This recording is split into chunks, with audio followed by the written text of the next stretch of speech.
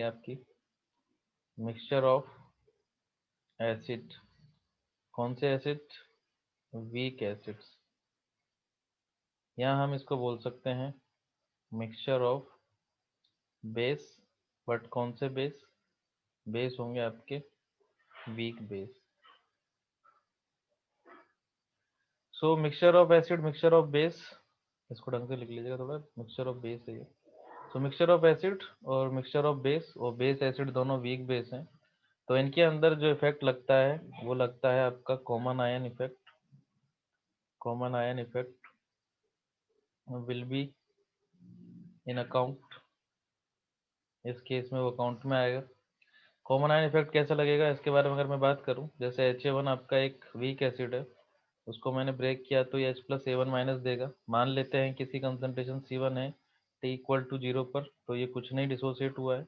और T=इक्विलिब्रियम पर मान लीजिए इसका जो इक्विलिब्रियम मतलब जो डिग्री ऑफ डिसोसिएशन वो अल्फा 1 है, तो ये क्या होगा C-C1 alpha, sorry C1 alpha, ये C1 अल्फा 1, सॉरी अल्फा 1 है, और ये भी क्या होगा C1 अल्फा 1।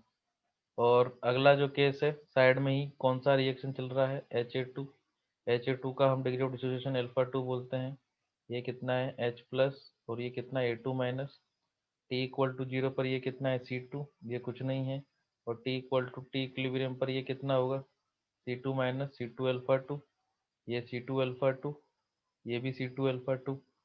लेकिन जैसा कि हमें पता है कि यहाँ पर जो कंसंट्रेशन आ रही है, इसमें भी H+ आ चुका है C1 अल्फा 1, इसमें भी H+ आ चुका है C2 अल्फा 2। तो नेट जो आ रहा है ये C2 अल्फा 2 C1 अल्फा 1 एक तरीके से क्या है, एक तरीके से आप बोल सकते हो कि ये मोल्स हैं। अगर मैं वॉल्यूम 1 कर दूं तो सब जगह 1 का मल्टीप्लाई कर दूं तो मोल्स ही हैं। कंसंट्रेशन बोले या मोल्स बोले इस वाले कंडीशन में, बट एनी इक्विलिब्रियम के अंदर वॉल्यूम जो होता है उस पर उतना ध्यान नहीं दिया जाता है जितना कंसंट्रेशन पर ध्यान दिया जाता है। बट पॉइंट वही है कि H+ की यहाँ पर भी कंसंट्रेशन है, यहाँ पर भी कंसंट्रेशन है, तो दोनों को ऐड कर देंगे तो कितना हो जाएगा C2 अल्फा 2 C1 अल्फा 1। मैंने क्यों ऐड किया है यहाँ पर इनको, क्या ऐसा हो गया कि मुझे ऐड करने की जरूरत पड़ी? यहाँ पर तो C1 अल्फा 1 ही आया था, यहाँ पर C2 अल्फा 2 आया था, तो मैंने ऐड क्यों किया? मैंने ऐड इसको इसलिए किया है कि पूरा सॉल्यू आपने इसका मिक्सचर बनाया है, तो मिक्सचर के अंदर अलग अलग H+ की कंसंट्रेशन कैसे हो सकती है? कंसंट्रेशन तो एक ही होगी उसके अंदर, तो दोनों की कंसंट्रेशन एक ही होगी, तो उसको कैसे लिखेंगे कि इसकी तरफ से कंसंट्रेशन आई है और उसकी तरफ से भी कंसंट्रेशन आई है, C1 अल्फा 1 C2 अल्फा 2। अगर दोनों का सेम था तो दोनों को ऐड कर दो तो दोनों का सेम हो गया। अब इसकी बात करूं तो इसके लिए मैं K1 लिखूंगा। K1 क्यों लिखूंगा मैं इसके लिए? क्योंकि जब HA1 को आपने अल्फा 1 नाम दिया तो इसको K1 नाम दे दो, तो इसका K1 क्या हो जाएगा H+ फिर A1- अपॉन HA1, और ये क्या हो जाएगा आपका C1 अल्फा 1 C2 अल्फा 2, उधर C1 alpha 1 upon C1 - C1 alpha 1। वैसे ही सेम यहाँ K2 की बात करूंगा मैं, तो वो क्या होगा आपका H+ A2-, और नीचे आपका HA2। इसकी जब वैल्यू आप पुट करोगे तो ये कितना आएगी C2 अल्फा 2 C1 अल्फा 1, यहाँ पर ये C2 alpha 2 upon C2 - C2 alpha 2। हमें पता है कि ये वीक एसिड है, फॉर्मूला हमें बनाना है यहाँ पर, तो यहाँ पर ये कंसिडर किया जाता है कि अल्फा 1 और अल्फा 2 ये बहुत कम है, वेरी लेस। ये क्या है, वेरी लेस। तो हम क्या कर सकते हैं, हम इसको जो C1 - C1 अल्फा 1 है इसको C1 के बराबर, और C2 - अल्फा 2 जो है उसको C2 के बराबर लिख सकते हैं। ठीक है, तो यहाँ से K1 क्या हो गया आपका C1 alpha 1 plus C1 alpha 1 plus C2 alpha 2, और ये C1 अल्फा 1 अपॉन यहाँ क्या है C1, और इधर क्या है K2। K2 क्या है आपका C2 alpha 2 plus C1 alpha 1, और यहाँ पर आपका ये C2 अल्फा 2 अपॉन C2, क्योंकि हमने इसको C2 - C2 अल्फा 2 को C2 लिख दिया है। इसके बाद क्या होगा, इसके बाद एक C1 से एक C1 यहाँ कैंसिल, इसके एक C2 से एक C2 कैंसिल, तो बचा क्या? तो यहाँ से जो आपका K1 है वो क्या हुआ C1 alpha 1 C2 alpha 2 alpha 1, और यहाँ से K2 की बात करूंगा तो वो कितना होगा C2 alpha 2 C1 alpha 1 alpha 2। तो यहाँ से ये दो इक्वेशन निकल कर आई हैं सामने, इनको इक्वेशन 1 इक्वेशन 2 नाम दे दो। जैसे जैसे हमें जरूरत पड़ेगी उसके हिसाब से हम नाम देते हुए चले जाएंगे। अभी फिलहाल की कहानी के अकॉर्डिंग जो खत्म हुआ है, हमें यहाँ तक निकाल कर आ चुके हैं। अब हम क्या कर रहे हैं, अब हम कर रहे हैं 2/1। तो 2/1 करने पर क्या आएगा, K1/K2 जब आप करोगे तो सॉरी 1/2 कर लो, ये हम क्या कर रहे हैं 1/2, ये ज़्यादा अच्छा रहता है, इजी मतलब समझ में जल्दी आएगा। 1/2 तो K1/K2 करूंगा मैं, तो ये वाला जो पोर्शन है, ये वाला पोर्शन दोनों में सेम है तो वो कट जाएगा, तो ये क्या आएगा आपका α1/α2। यहाँ से मैं बोल सकता हूँ कि α1 की वैल्यू कितनी है, K1/K2 इंटू α2, इसको इक्वेशन में 3 नाम देता हूँ। अब इस वैल्यू को जो K1/K2 है इंटू α2 है, इसकी वैल्यू को मैं पुट कर रहा हूँ किसी भी एक के अंदर, एक एक करके हम क्या करेंगे, α1 की वैल्यू फाइंड करेंगे ढंग से। ढंग से कैसे, जैसे मैं क्या बोल रहा हूँ यहाँ पर कि आपको ये वैल्यू पुट करनी है। Now now from equation 1 and equation 3, now from equation 1 and equation 3। तो इक्वेशन 1 एंड इक्वेशन 3 से क्या देखने को मिलेगा आपको, इक्वेशन 1 एंड इक्वेशन 3 से जो आपका K1 है, α1 की वैल्यू जैसे आप पुट करते हो इसके अंदर, तो वो क्या हो जाएगा C1K1 α2 upon K2 plus C2 α2, ऐसा कैसा रहेगा वो, और यहाँ पर क्या है वो K1/K2 इंटू α2, ये हुआ यहाँ का। इससे क्या कुछ कट पिट रहा है क्या, तो अभी तो कुछ भी कट पिटने जैसे आसार नजर नहीं आ रहे, सिवाय एक के कि इस K1 से ये K1 कट चुका है।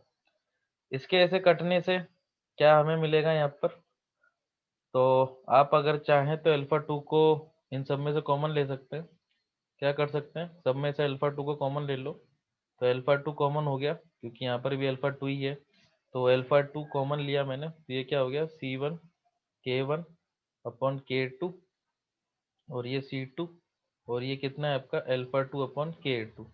ये α2 और ये α2 स्क्वायर हो जाएंगे, तो मैं क्या लिखूंगा इसको, α2 स्क्वायर इक्वल टू, अब अगर मैं चाहूँ तो इसको मल्टीप्लाई कर सकता हूँ K2 इंटू C2, यहाँ K2 इंटू C2 हो जाएगा, और ये K2 इस K2 से मल्टीप्लाई हो जाएगा, तो मैं क्या बोल सकता हूँ K2 का square upon K1C1 plus K2C2।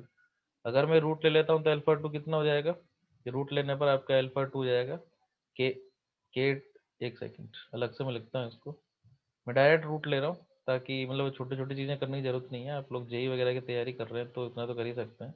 तो रूट लूंगा तो K2 स्क्वायर का K2 आएगा, रूट ऑफ K1C1 K2C2, ये आ गया आपका α2 निकल कर। इसको इक्वेशन नाम दे दीजिए आप 4। अब ये जो 3 है, मतलब सॉरी जो आपकी आई है ये इक्वेशन, इस इक्वेशन को आप किसके अंदर पुट कर सकते हैं, नाउ हम क्या कर सकते हैं, इक्वेशन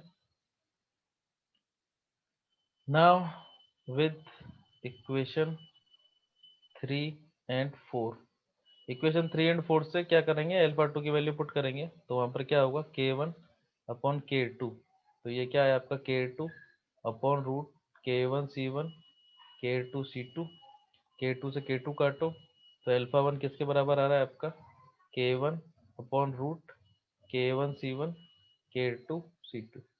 यानी कि अगर आपको α1 की वैल्यू फाइंड करनी है तो ये फॉर्मूला लगाना है, α2 की वैल्यू फाइंड करनी है तो ये फॉर्मूला लगाना है। चलिए ये तो ही नॉर्मल चीज, लेकिन हमें तो इन ऐसे सॉल्यूशंस का क्या पता लगाना था, पीएच। तो पीएच की तो कोई बात की नहीं हमने, तो हमें पता है कि H प्लस हमारा क्या है, इतनी इतनी देर से K1 क्या था अपना, सॉरी C1 α1 था प्लस C2 α2 था। तो आपको α1 α2 दोनों की वैल्यू निकाल लिया आपने, तो H प्लस क्या हो जाएगा आपका C1, क्वेश्चन के अंदर गिवन होगा।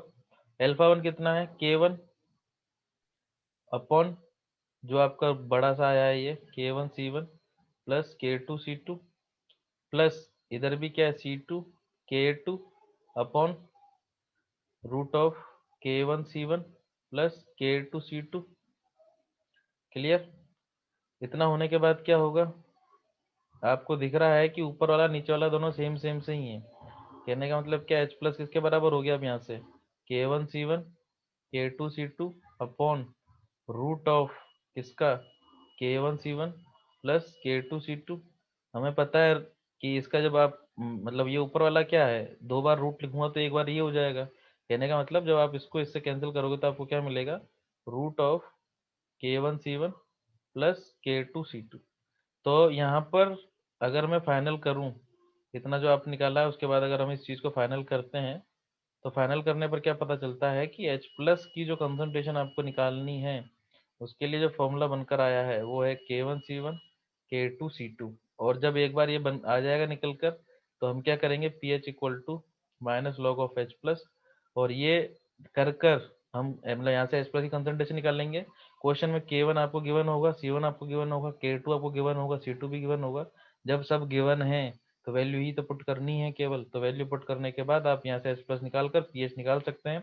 ऐसे क्वेश्चंस के अंदर मैं आपको बता देता हूँ, डेरिवेशन तो मैंने आपको किया था कि आपकी मन की संतुष्टि हो कि आया तो आया कहाँ से, लेकिन आपको मैं सजेस्ट करूंगा कि केवल और केवल इसके फॉर्मूले को याद रखें, क्योंकि इसके अलावा और कोई हमें काम नहीं है यहाँ पर।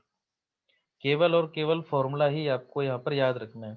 अगर मैं इसको एक और चीज कर सकते हैं हम इसके साथ, अगर इतना बड़ा याद नहीं रखना है तो हम इन जनरल बना लेते हैं। इन जनरल, इन जनरल का मेरा मतलब ये था कि आप लोगों ने अभी दो को ही मिक्स किया था।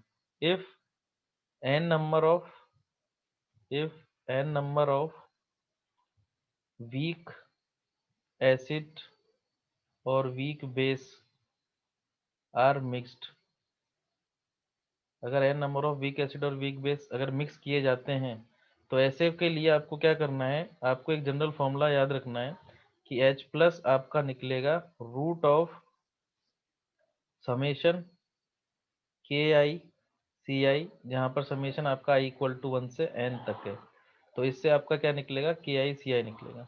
और अगर मैं बात करूँ ओ एच माइनस की, मतलब ऐसा भी तो हो सकता है ना, बेस के बारे में भी तो बात कर रहे हैं हम, तो बेस के लिए आपको यही सेम चीज फॉलो करनी है, summation of i equal to 1 से n।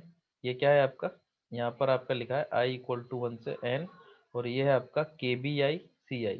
के बी क्यों, क्योंकि बेस है तो उसका बेस डिसोसिएशन कांस्टेंट देगा, एसिड है तो एसिड का डिसोसिएशन एसिड डिसोसिएशन कांस्टेंट देगा। दोनों की अपनी अपनी वैल्यू है। इनको आप क्या कर सकते हो, आई इक्वल टू 1 से n का मतलब ये है कि जैसे मान लीजिए आपको 4 दे दिया आपको, ठीक है, आपको 4 क्या कर दिए, वीक एसिड दे दिए, तो आई इक्वल टू 1 से लेकर 4 तक है, तो आप क्या कर सकते हैं, K1C1 plus K2C2 plus K3C3 plus K4C4, बस ये करना है आपको, आपकी H प्लस की कंसंट्रेशन मिल जाएगी। वैसे ही सेम OH माइनस की कंसंट्रेशन मिल जाएगी, और जैसे मिले वैसे पीएच का फॉर्मूला लगाएं, आपको पीएच मिल जाएगा। OH माइनस के केस में आपको एक बार पहले एक और फॉर्मूला यूज करना होगा, H plus OH minus equal to 10⁻⁻14, और यहाँ से आप H प्लस की वैल्यू फाइंड कर सकते हैं OH माइनस की वैल्यू इसके अंदर पुट करके। तो ऐसे करके हम पीएच निकाल सकते हैं किसका, पूरा का पूरा जो आपने ये अभी इतना डेरिवेशन पढ़ा है उसका। ठीक है, आई होप क्लियर हुआ हो आप लोगों को।